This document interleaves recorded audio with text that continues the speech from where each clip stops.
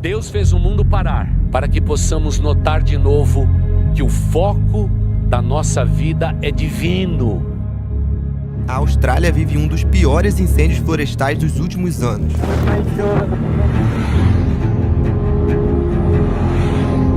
A tensão no Oriente Médio voltou a crescer muito, desde a madrugada, na verdade, no horário local dessa sexta-feira, quando os Estados Unidos fizeram um ataque com mísseis. Eu não quero viver preocupado com o dia de amanhã. Senhor, preciso te ouvir. Quando mudanças acontecem e elas fogem do nosso controle, nós nos desesperamos. Diferente das outras pessoas, Deus está fazendo uma transição na nossa vida. Os cientistas descobriram que se trata de um novo tipo de coronavírus. Nos protestos contra a violência policial após a morte de George Floyd nos Estados Unidos, uma cena é cada vez mais comum. 1 milhão de pessoas é o número de infectados confirmados pelo coronavírus no Brasil.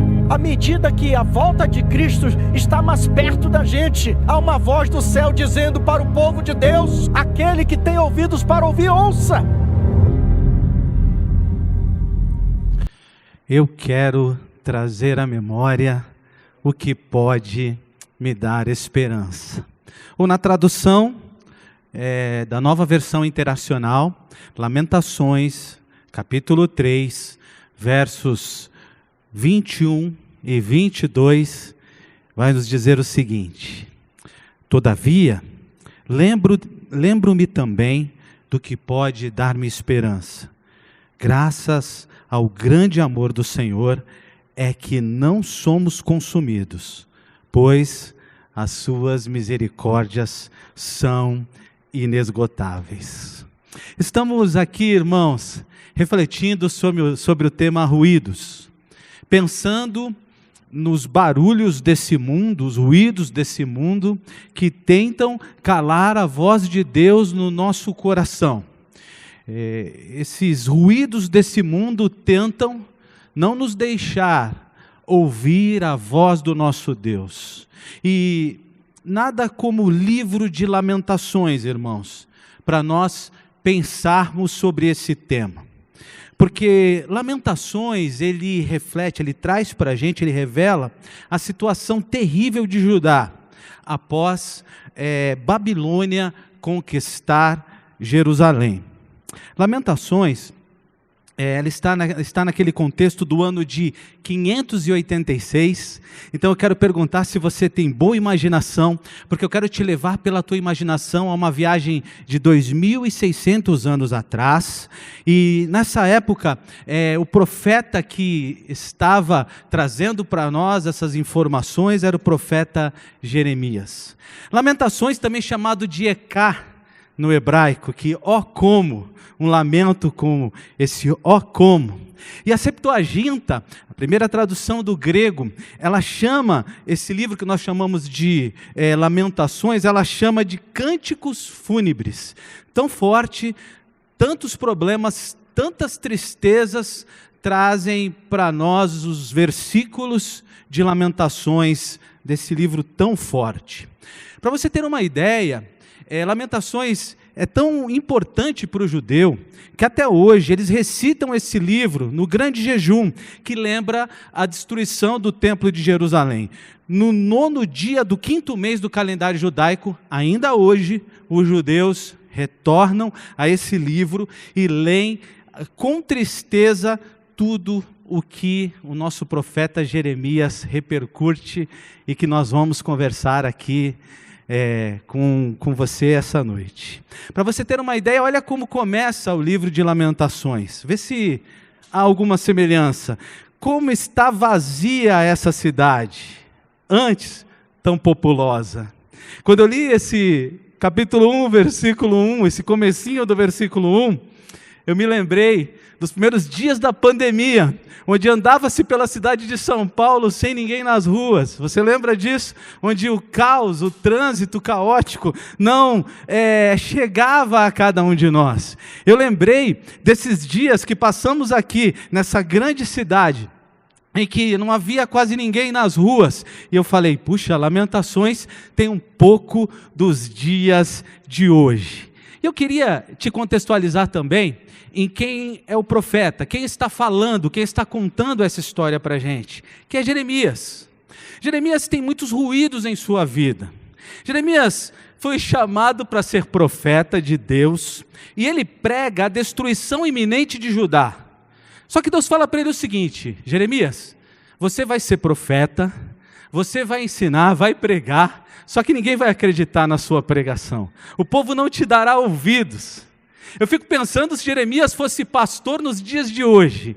Um pastor que pregasse, por muitos anos pregasse e ninguém se convertesse. Eu fico pensando como deve ter sido doloroso esse chamado de Jeremias. Deus disse inclusive para ele: Jeremias, você não vai casar, para mostrar que eu não tenho aliança com esse povo através da sua vida. Você não terá filhos, Jeremias. Você não participará de festas, porque eu não tenho alegria com esse povo. Deus chama Jeremias e ele passa por situações terríveis, profetizando a destruição que o povo, por se desviar de Deus, sofreria. Ele foi rejeitado, desprezado, maltratado, e por muitas vezes Jeremias sofreu castigo do povo. Os judeus o consideravam um traidor, achando que Jeremias estava tentando desmoralizá-los. Ele foi preso por várias vezes por pregar, foi maltratado, e algumas pessoas tentaram matá-la. Imagine os ruídos da vida de Jeremias, passando uma vida tão infértil, vendo situações tão terríveis e sofrendo na pele as consequências de um homem que falava a verdade, mas o seu povo não acreditava. Antes de caminhar um pouquinho para frente, eu quero te dizer que Jeremias tinha os ruídos da sua própria vida. E nós também somos assim. Com certeza você tem experiências e histórias que você leva para a sua vida.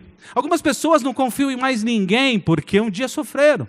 Algumas pessoas resolveram se enclausurar, se distanciar por situações da vida. Mas eu quero dizer para você que os ruídos da vida não podem falar ao teu coração. Tanto você, e você vai ver o que aconteceu com Jeremias, como Jeremias, podem ouvir outras vozes. A gente não precisa ficar com os ruídos que a vida tenta nos colocar. Mas irmãos, eu queria colocar você, eu disse, nós vamos fazer algumas viagens no tempo, e agora primeiro eu quero trazer o contexto de lá para cá. Eu quero trazer para uma viagem o livro de Lamentações para os dias de hoje. E se Lamentações estivessem acontecendo nos dias de hoje, os jornais, as mídias do nosso tempo estariam dando a seguinte notícia: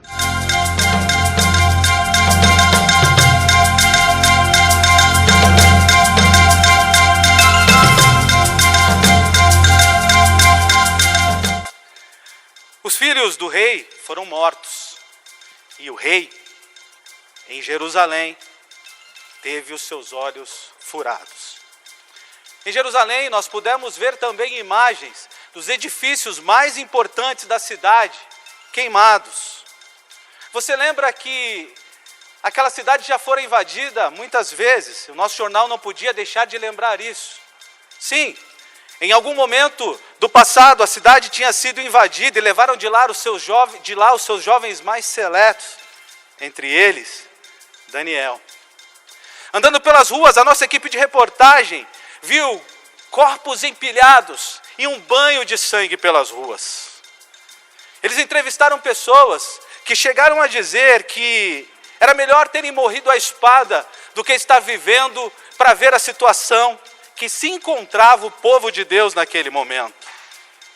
Há relatos de pessoas cometendo canibalismo pela falta de alimento, comendo alguns que já morreram, e também crianças sendo comidas por causa da fome. Alguns repórteres descobriram que por lá invadiram o templo e zombaram do Deus dos judeus. Destruíram o templo inteirinho. E o que a gente sabe agora é que nem tão cedo eles estarão no templo cultuando. Já não terão mais as suas reuniões aos sábados. Nós vimos nos entrevistados muita desesperança. E os babilônios têm zombado dos judeus perguntando a eles onde está o seu Deus.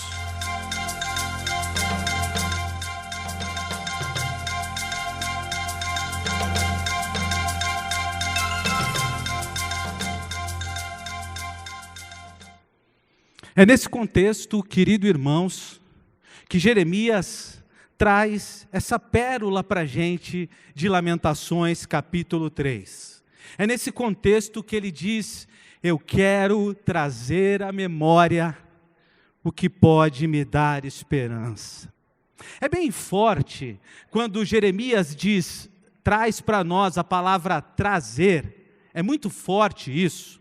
Porque, queridos, eu não sei se você sabe, mas há um estudo na faculdade de Pensilvânia, e Harvard também já tomou esse estudo, falando sobre psicologia positiva, que não é o que você está pensando, calma aí, a gente já despreza quando vê esse nome.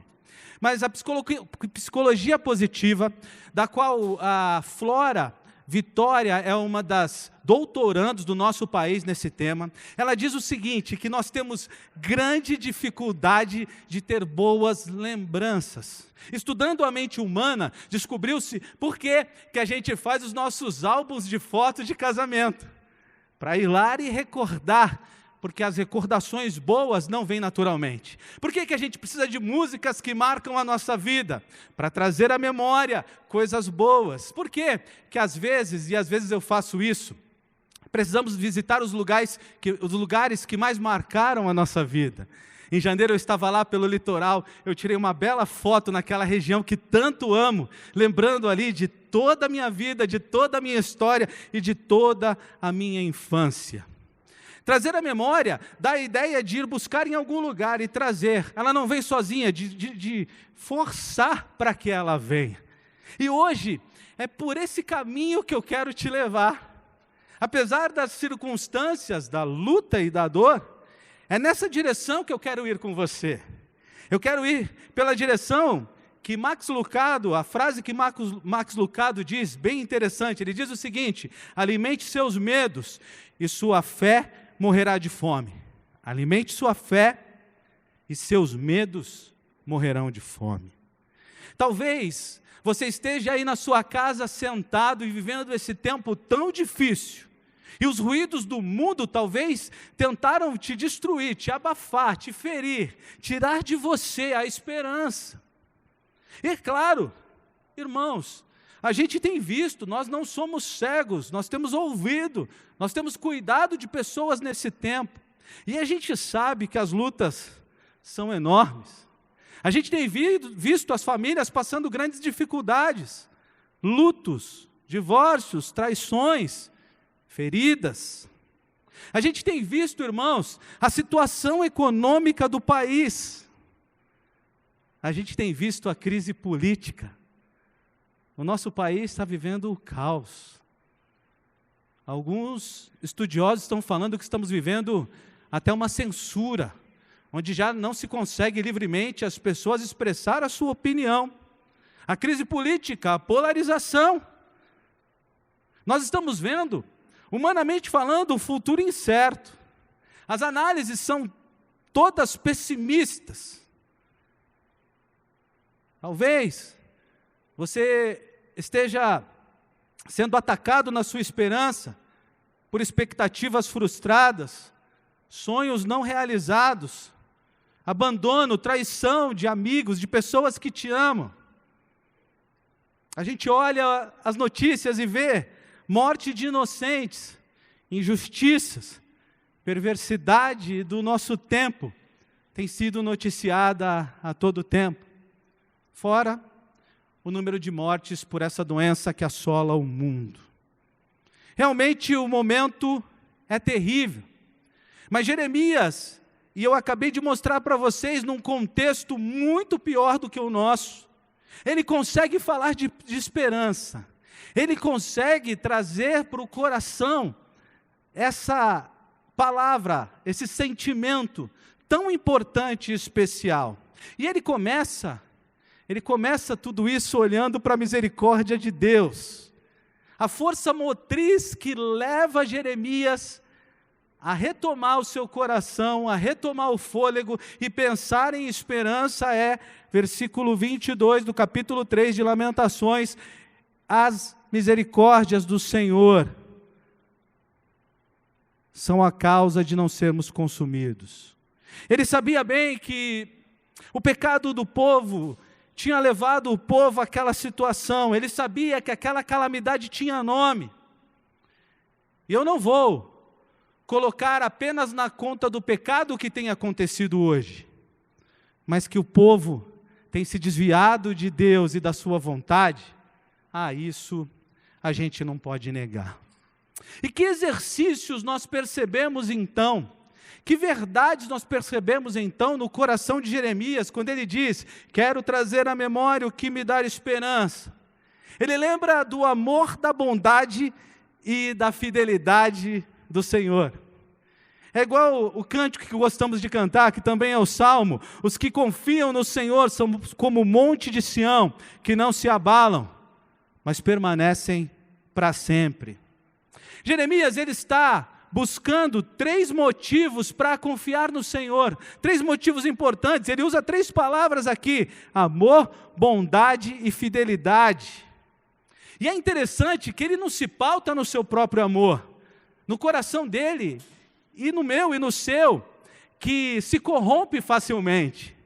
Ele não se pauta naquilo que ele podia fazer, mas ele se pauta na bondade e fidelidade de Deus. Irmãos queridos, se você não amar a Deus, Ele vai te amar mesmo assim. Se você não for bom, Ele não vai ser ruim por causa disso. Ele vai continuar sendo bom. Se você não for fiel, você não pode alterar a fidelidade de Deus. Se você falhou, pecou, errou, Ele está disposto a restaurar, reestruturar, perdoar, recomeçar, porque o nosso Deus é um Deus de recomeços. A palavra inteira mostra isso para a gente, e você sabe muito bem. Às vezes a gente tenta pautar o nosso relacionamento com Deus pelo relacionamento, às vezes, que temos com as pessoas. Já perceberam como, às vezes, as pessoas nos ferem, nos machucam, e a gente fica ressabiado? Mas Deus não fere, Deus não machuca, Deus não muda. O que Jeremias faz para trazer esperança para o seu coração é lembrar uma frase que eu quero lembrar a você agora, aí onde você está: Deus me ama. Você pode repetir isso comigo? Deus me ama. Deus é misericordioso, Deus é fiel. O tripé de verdades que toca o coração de Jeremias. A segunda grande verdade é que nós somos projetos desse Deus. Nossa vida não é fruto do acaso. Nós não somos uma aparição espontânea, não surgiu do nada. A nossa vida não é, irmãos, resultado de evolução, nem planejada apenas pelos nossos pais. Você foi planejado pelos seus pais, parabéns. Mas antes de seus pais planejarem você, Deus já te planejava, Deus já te sonhava, Deus já te desenhou. Nós somos criados por Deus. Foi Ele que nos formou de forma maravilhosa. Ele conhece cada célula do nosso corpo. Como a Bíblia diz, Ele tem contados todos os cabelos da nossa cabeça. Ele planejou nossa vida. Antes mesmo de criar os céus e a terra, Ele planejou a nossa vida. Então, temos que lembrar que somos dEle. Estamos no controle dEle. A nossa segurança vem dEle. E não somos fruto nem obra do acaso. Não estamos na mão do acaso. Para trazer à memória o que dá esperança, a gente precisa lembrar que Deus nos sustenta e nos protege. Deus não apenas nos criou, mas também cuida de cada um de nós. É Ele quem nos dá respiração, comida, é Ele quem nos guarda, é Ele quem supre todas as nossas necessidades. A nossa vida não está à deriva. As suas mãos poderosas dirigem a nossa vida. E com certeza esse foi o sentimento que habitou no coração de Jeremias para conseguir ter esperança no contexto como eu descrevi aqui. Com certeza, ele lembrou de questões como essa. Mas também lembrou sobre o poder de Deus. Quando eu quero pensar no poder de Deus, eu penso na criação. Eu vejo o vento que eu não posso controlar, o mar com a sua força. Eu vejo as 170 bilhões de galáxias, é isso mesmo, 170 bilhões de galáxias, cada uma com 100 bilhões de estrelas aproximadamente. Eu vejo que Deus criou e sustenta todas as coisas pelo poder, como diz a Bíblia, da sua palavra. E que o universo inteiro cabe na palma de sua mão. Olhando para a grandeza de Deus, às vezes eu penso, quem é você, problema? Quem é você, pandemia? Quem é você, crise econômica? Quem é você que está tentando assolar minha família? Quem é você, perto do poderoso Deus que eu sirvo? O Deus que me fez, o Deus que te fez, diz para as nossas enfermidades, quem é você? O apóstolo Paulo escreveu para a gente, de forma bonita, que o Senhor é poderoso para fazer infinitamente mais do tudo que pedimos ou pensamos. Quando a gente para de olhar para as circunstâncias, para os ruídos do mundo e começa a olhar para quem é nosso Deus, o nosso coração começa a ser tomado de esperança. A gente precisa conhecer o poder do nosso Deus. Eu estava lembrando de uma situação que eu vivi com meu pai, muito engraçada. Eu era bem garoto ainda, e um dia a polícia parou o carro do meu pai, e por um deslize, o extintor do carro do meu pai estava vencido. E o guarda falou assim, olha, eu já vou guinchar seu carro. E aí meu pai falou, mas espera, eu quero falar com o senhor, eu tenho um amigo. Ele não deixou nem meu pai terminar. Ele disse, não importa amigo, aqui se cair com problema, até o carro da minha mãe é guinchado. Aí ele, mas o senhor não deixou eu terminar de falar.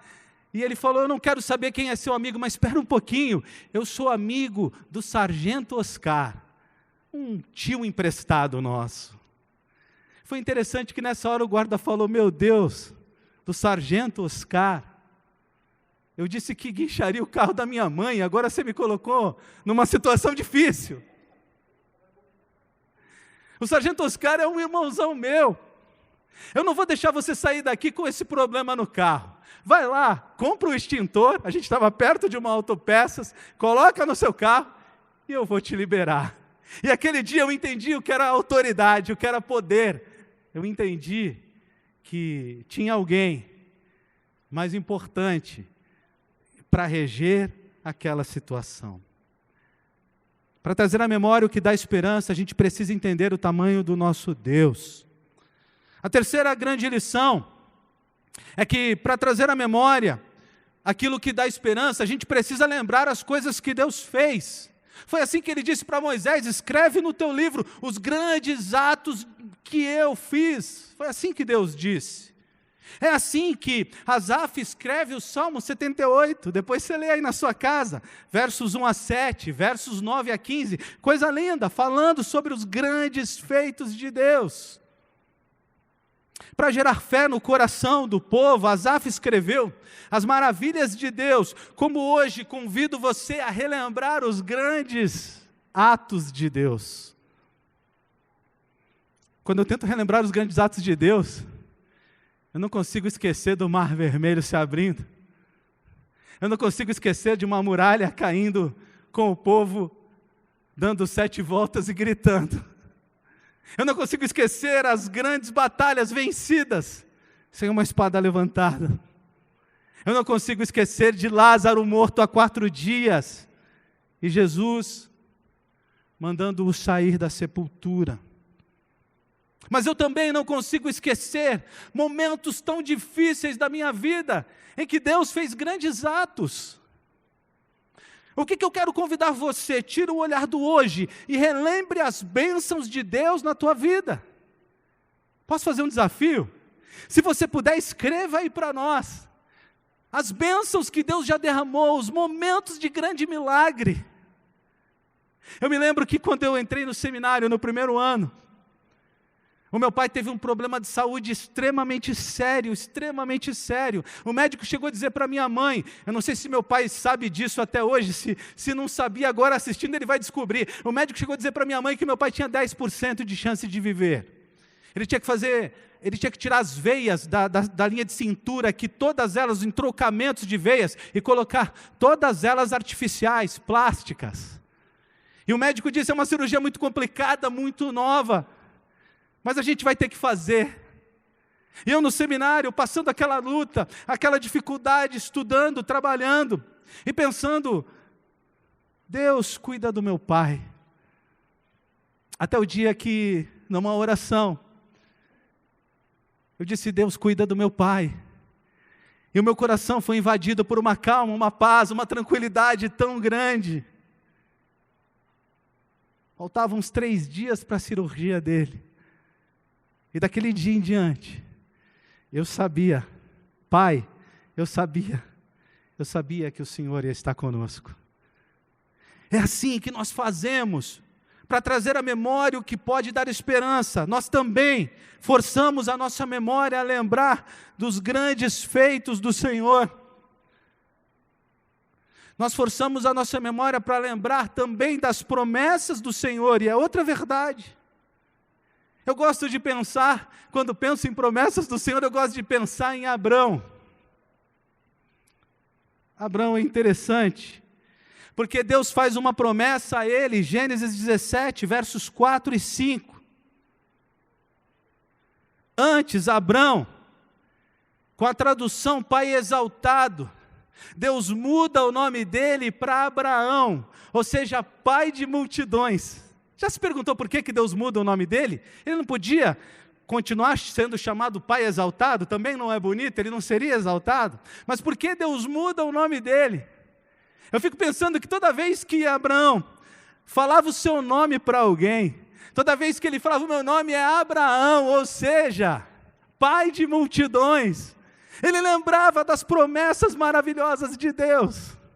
Ele lembrava que Deus tinha dito para ele que ele teria um filho. Toda vez que ele repetia, Abraão, toda vez que alguém o chamava Abraão, era momento de relembrar da promessa de Deus. E ele precisou se fortalecer por longos 25 anos. Quando ele foi chamado, quando ele recebeu a promessa, ele tinha cerca de 75 anos. E quando nasce o seu filho, ele tinha 100 anos.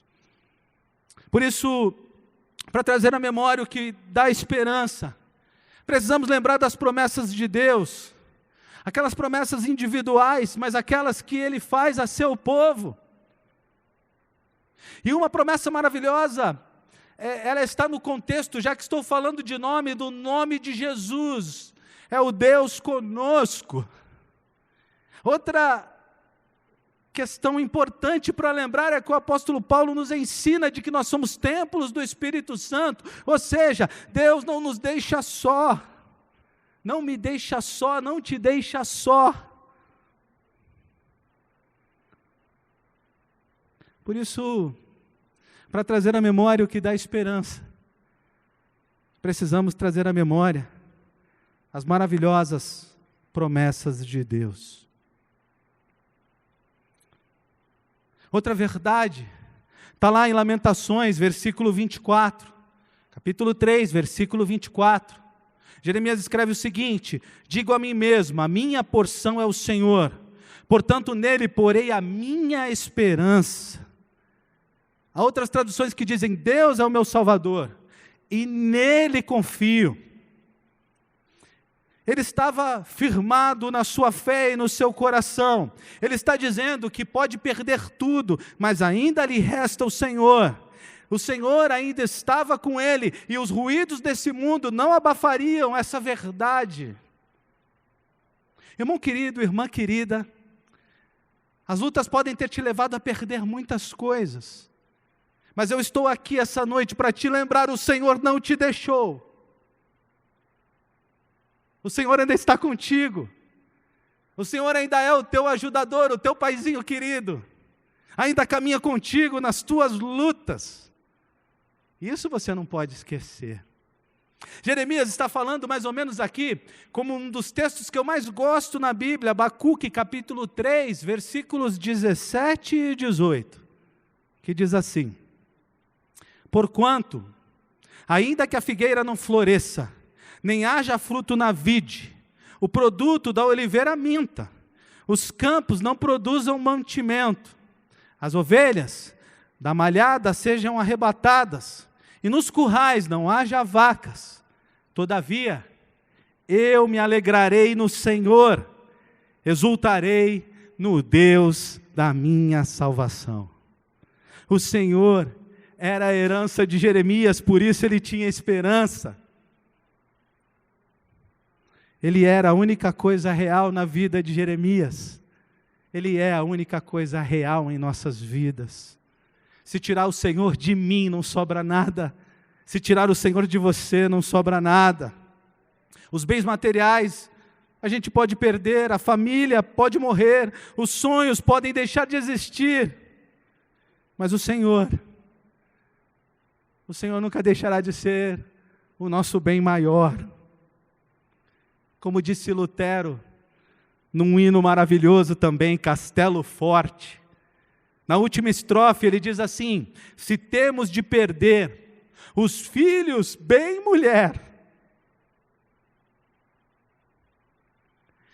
embora a vida vá, por nós Jesus está, e nos dará seu reino.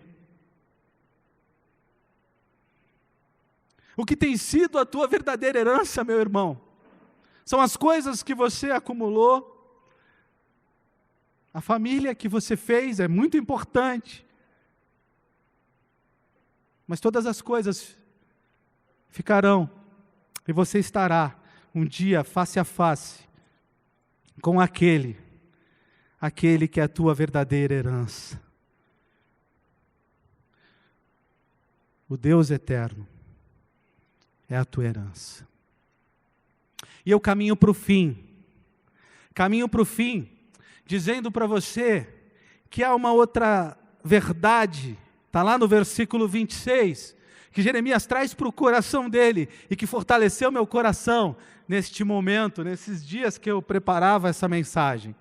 Eu estou aqui tão emocionado que você não viu, é claro, que eu limpei meus olhos com a máscara e não com o lenço, não conta para ninguém, viu, irmãos? Amém ou misericórdia? Ai, ai, ai.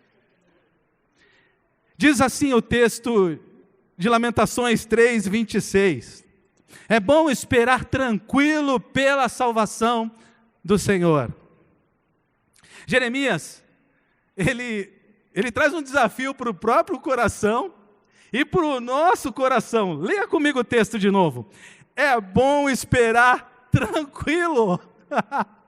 Tranquilo pela salvação do Senhor. Irmãos, eu fico pensando como é difícil ter tranquilidade num tempo como esse. Escutar a voz de Deus com os ruídos enormes que tentam abafá-la. Jeremias não perdeu a esperança, porque ele olhava para Deus como aquele que se moveria na sua direção, como o seu salvador das situações difíceis que ele enfrentava. Os reis de Judá, e é legal Jeremias dizer isso, eles esperavam salvação de outras nações, eles esperavam que outros exércitos os apoiassem para serem um só exército e enfrentar a Babilônia. Ele esperava que pessoas se aliassem a ele, mas Jeremias está dizendo, não, eu espero em Deus, porque Deus não falha. E eu termino. Agora, eu disse que queria levar você comigo, trazer você comigo agora no jornal, eu fiz aqui, trazer o povo, Lamentações até os dias de hoje, fiz um jornal como se fosse nos dias de hoje. Mas agora, eu queria pegar uma máquina do tempo e dar uma chegada lá, no tempo de Jeremias. Eu queria encontrar um lugar naquele caos, algum lugar que eu pudesse parar um pouco para conversar com Jeremias. Eu queria dizer para ele assim: Jeremias, a revelação progressiva, ela talvez não te deixou enxergar que você tinha toda a razão. Você disse em Lamentações 3:26 que você esperava no Senhor como Salvador. E Jeremias, você tinha razão, mais do que você podia imaginar. Sim, Ele é o nosso Salvador. Na verdade, Ele enviou o Seu Filho para nos salvar de todas as lutas e dores. Ele enviou o Seu Filho para salvar-nos da eternidade no inferno. Jeremias, você não pode imaginar, o Filho de Deus, Ele morreu na cruz. O Filho de Deus, Ele foi humilhado nesse mundo, mas no terceiro dia Ele ressuscitou. Jeremias, você estava certo. Continue tendo esperança. Continue firme, olhando para o Senhor e suas promessas, porque essa tua palavra se cumprirá daqui a mais ou menos 580 anos. Sim, 580 anos depois aproximadamente, Jesus nasce. Sim, Jeremias estava certo. Sim, temos um Deus fiel e salvador. O que é? O que é que tem sido ruído, que tem tirado a esperança do teu coração? Está na hora de lembrar. Está na hora de lembrar do dia da tua salvação. Está na hora de lembrar das bênçãos que o Senhor derramou sobre a tua vida. Está na hora de lembrar quem é o teu poderoso Deus e que nada é mais importante, nada é maior do que o Deus ao qual você serve. Está na hora de trazer a memória. Lembra que não vem sozinho? Aquilo que pode dar esperança. E o que pode dar esperança é confiar no Senhor. Confie nele. Entregue a Ele. Coloque diante dele tudo aquilo que te assola. Até aquelas coisas que você tem pensado já não tem mais jeito. Ressuscite-as em teu coração. E traga para o trono da graça de Deus, que Ele é o nosso Salvador. Amém, meus irmãos queridos.